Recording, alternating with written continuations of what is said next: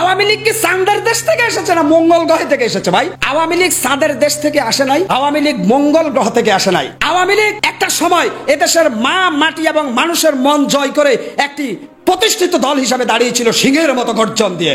হয়তো সেই আওয়ামী লীগের ভিতরে কিছু খারাপ লোক ঢুকে গিয়ে আওয়ামী লীগকে কলঙ্কিত করেছে। আওয়ামী লীগের যেরকম দুর্নীতির বদনাম আছে, তাদের অনেকগুলো মেগা প্রজেক্টের ইতিহাস এই দেশে আছে।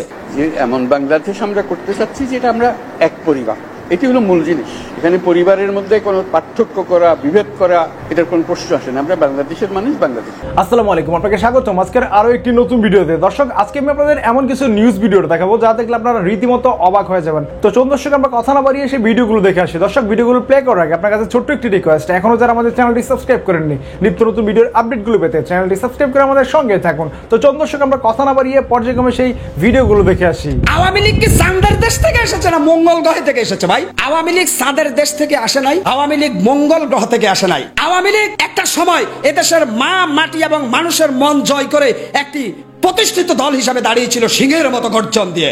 হয়তো সেই আওয়ামী লীগের ভিতরে কিছু খারাপ লোক ঢুকে গিয়ে আওয়ামী লীগকে কলঙ্কিত করেছে। একটা মানুষের দোষ ত্রুটি থাকবে। আওয়ামী লীগের যেরকম বদনাম আছে, তাদের কিছু ভালো কাজ আছে। আওয়ামী লীগের যেরকম দুর্নীতির বদনাম আছে, তাদের অনেকগুলো মেগা প্রজেক্টের ইতিহাস এই দেশে আছে। তাহলে আপনি যদি সুশীল সমাজের লোক হন, বিবেক চিন্তাশীল মানুষ হন, তাহলে আওয়ামী লীগের ভালো কাজের প্রশংসা করবেন, খারাপ কাজের নিন্দা করবেন, তাহলেই আপনি দেশপ্রেমিক। কিন্তু না, আমি আওয়ামী লীগ অন্যায় করছে এই জন্য আওয়ামী লীগের যে ভালো কাজ আছে সেগুলো ভুলে যাবো, সমানে আওয়ামী লীগ নিধন করা শুরু করবো। আপনি হিটলারের চাইতে খারাপ। অতএব আপনি বেশি দিন টিকতে পারবেন না। যদি কেউ মনে করে এই দেশের প্রত্যেকটা ঘরের থেকে আমি আওয়ামী লীগ উৎখাত করব, সময়ের পরিক্রমায় তারাই উৎখাত হয়ে যাবে ভাই। এটাই হচ্ছে ইতিহাসের কথা, এটাই হচ্ছে আপনার যুগের পর যুগ কাল বিজয়ী লেকচার যারা, তাদের কথা।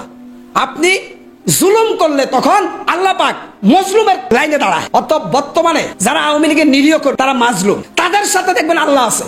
আপনি একজন নিরীহ কর্মী যে কোনো অপরাধ করে না, আওয়ামী লীগ করে, তার গায়ে একটা ফুলের টোকা দেওয়ার অধিকার রাষ্ট্র, সমাজ, পরিবার এবং ইসলাম কেউ দেয় নাই।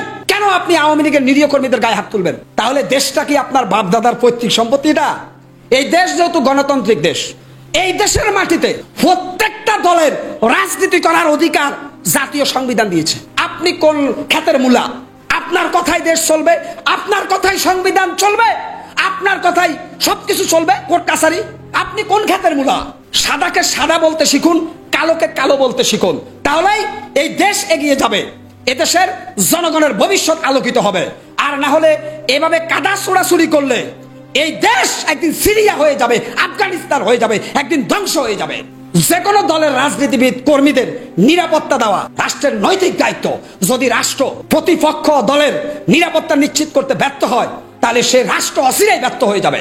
কেউ বাঁচাতে পারবে না এই রাষ্ট্রটাকে। যতক্ষণ বেঁচে থাকবো সত্যের পক্ষে ততক্ষণে কথা বলে যাব, প্রয়োজনে পাশের মঞ্চে দাঁড়াবো। আমরা যত প্রাতিষ্ঠানিক আয়োজন এগুলো করেছি সবকিছু পচে গেছে, এই কারণে এই গোলমালগুলো হইতেছে। কাজে আমরা প্রাতিষ্ঠানিক আয়োজনগুলোকে ঠিক করতে হবে। যে ন্যায় বিচার হলে কে বিচার পাবেন আমাকে বলেন? আমি কি দেখতেছি এটা কোন ধর্মের, কোন জাতের, কি এটা বলা আছে? আইনে বলা আছে আপনার বিচার। এই সম্প্রদায় হলে ওইখানে ওই আদালতে যাবে, ওই সম্প্রদায় হলে ওই আদালতে। আইন একটা, কার সাধ্য আছে সেখানে বিভেদ করে যে এর রকম একটা, ওর রকম একটা, এটা হতে পারে। দর্শক, আশা করি সম্পূর্ণ ভিডিওটি দেখেছেন। দর্শক, এই ভিডিওর সময় যদি আপনার কোনো মতামত থাকে তাহলে অবশ্যই কমেন্ট করে জানাবেন। ভিডিওটি ভালো লাগলে একটি লাইক করবেন। দেখা হচ্ছে পরবর্তী কোনো ভিডিওতে। সেই পর্যন্ত সবাই ভালো থাকবেন, সুস্থ থাকবেন। আল্লাহ হাফেজ।